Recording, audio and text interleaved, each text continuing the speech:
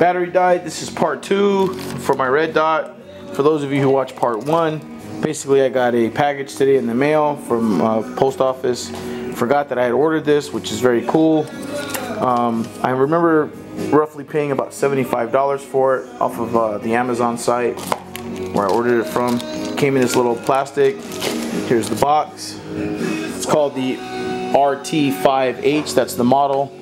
Came with a lens cloth, microfiber, bikini style rubberized cover like you see on the Bushnell TRS-25 or even some of the other higher end expensive scopes, same thing.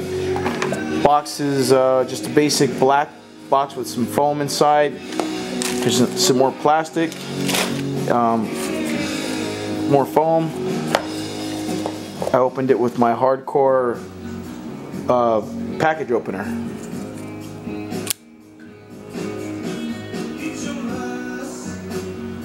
Anyways, let's close that up. And here it is.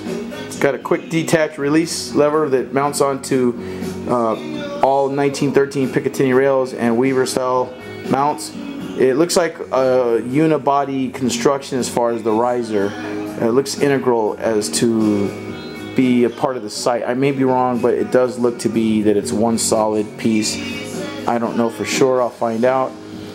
It's great in the sense that it has 11 brightness settings versus some of the other ones that are really expensive that only have 7 or less brightness settings. The battery is like the lithium battery, the watch style battery, which fits underneath that little cover right there. It's got the windage and elevation knobs right there. You take these off and you can adjust for windage and elevation.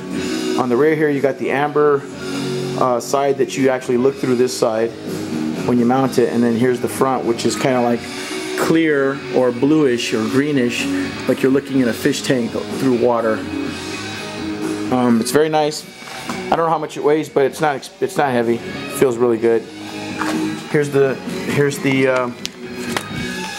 instructions that came with it. Mini Red Dot sight RT5. It's like many of the type. This one is a direct duplicate, in my opinion, of the Aimpoint Micro, Mini Red Dot, which this one obviously looks extremely similar to, with just a few subtle differences, probably for copyright reasons, but otherwise it is pretty much like saying Aimpoint Micro Mini. Let's turn it on and see what we got. I firmly believe in these bargain Red Dots as long as they're good quality. So I don't see anything. It's on setting 1, setting 2. It doesn't look it's barely audible. Setting 3, same thing. I'm going to keep going until we get up to another one. Actually, I think I'm just getting back feed. I'm going to take a look here. Let's take off the. I think I was getting glare, but there is a battery in there. If you can see it, came with a battery. Just your standard little lithium battery. Let's see if we can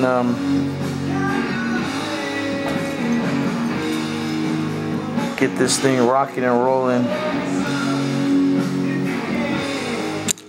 Alright. I'm not sure if I'm going to put it in the right, if I'm putting it in the right way.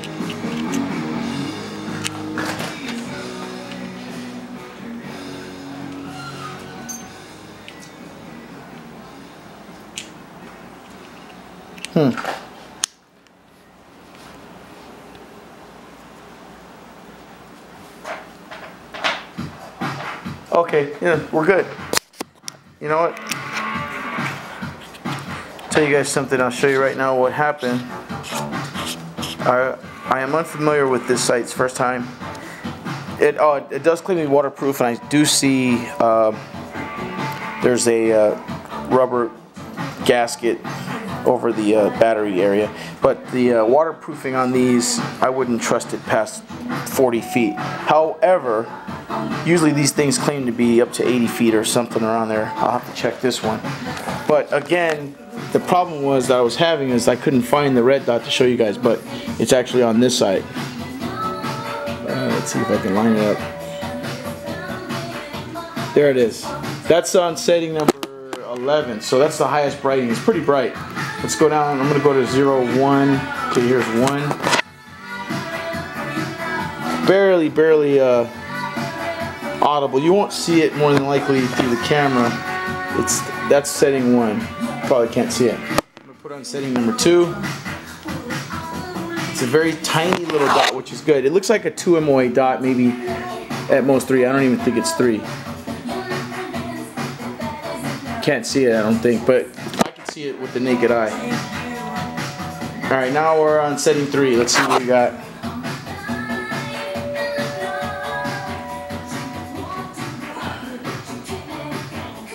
There it is.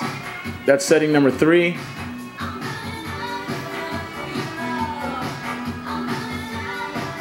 And it looks pretty good. Bring it up to setting, I'm on setting number 10 now, which is almost the highest setting. You can see the difference there. It doesn't wash out. Very crisp, very sharp. As red dots go, I'm very excited about this one because I know that it's quality, because it doesn't wash out when it turns up very high. Okay, this is the highest setting, which is 11. And it still doesn't wash out. And again, I'm gonna, before I read it, I'm gonna guess and say that it's a probably 2 MOA dot. It's very small, which I like. I prefer something smaller than a 4. Probably about a 2 to 3, max 4. Doesn't have a lot of stuff here to read. Let's see. It says power objective lens, millimeters 1/20. So it's a 1 power. So there's no magnification when you see 1 times right there. That means there's 0 magnification, even though they say 1 times. Okay, the 20 is the millimeters, so that's your objective lens, is a 20 millimeter area which your eye looks through on the tube. Okay, here's all your stats. It's 2.65 inches in length, 40.5 millimeters, which is 6.6 ounces. That's good. There you go. Dot size 3.5 MOA, which is great.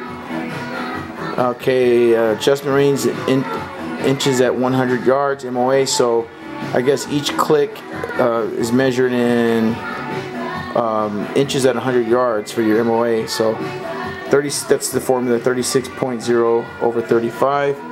So it's 1 click for 1 inch at 100 yards. Parallax setting is 50 yards. For those of you that don't know what that is, it's kind of like the eye, what it perceives with the parallax. I don't know how I wouldn't even know how to explain that. I'd have to really look into it myself. I know what it means, but I just don't know how to explain parallax to somebody. There's your CR2032. You can find those batteries anywhere. 11 brightness level settings. It's the mini red dot sight RT5 for $75 through Amazon, and it's comparable to the micro, the Aimpoint Micro Mini, which is probably about $300 or something in that effect. But this is the same thing. I mean, unless you're in Afghanistan or Iraq, this will do the trick for you. If you're in the desert shooting, or if you're defending the homeland, I call it, because if you're in the military, then you swore an oath to defend this country, foreign and domestic, against all enemies, foreign and domestic. So when you get out of the military, that oath is still valid. It's not like when you get out of the military that oath is no longer. No, an oath is an oath, and you take an oath, you swear an oath for life. And I'm on the homeland. I'm still defending my country against all enemies, foreign and domestic. Because how do we know if we're never going to get invaded again, like in 2001, September 11th? The next one might be troops on the ground, or if you've seen the movie Red Dawn, the original, not the new one, but the OG one with Charlie Sheen and Patrick Swayze and those guys. The Russians invaded, and it was left up to citizens with weapons and weapons knowledge and training and outdoors skills to defend the homeland. So what's Dianne Feinstein think, that we're not going to defend ourselves against a foreign aggressive country? Of course we are. she would want to be around a U.S. military guy like a U.S. Marine or a Navy SEAL who formerly served, because she would feel safer herself around somebody who knows how to shoot a .50 caliber machine gun or whatever to defend the homeland. So for those of you who understand where I'm coming from, love the Second Amendment, love freedom, keep buying your accessories, keep buying your firearms. We're a free country. Let's keep it that way. Don't forget to vote. Don't forget to sign up for the join the NRA. And for some of you, you can actually become an NRA recruiter, so that way you can recruit in your hometown. That's all I got. This is Gun Chief 0811 with my new Mini Red Dot RT5. Thanks a lot.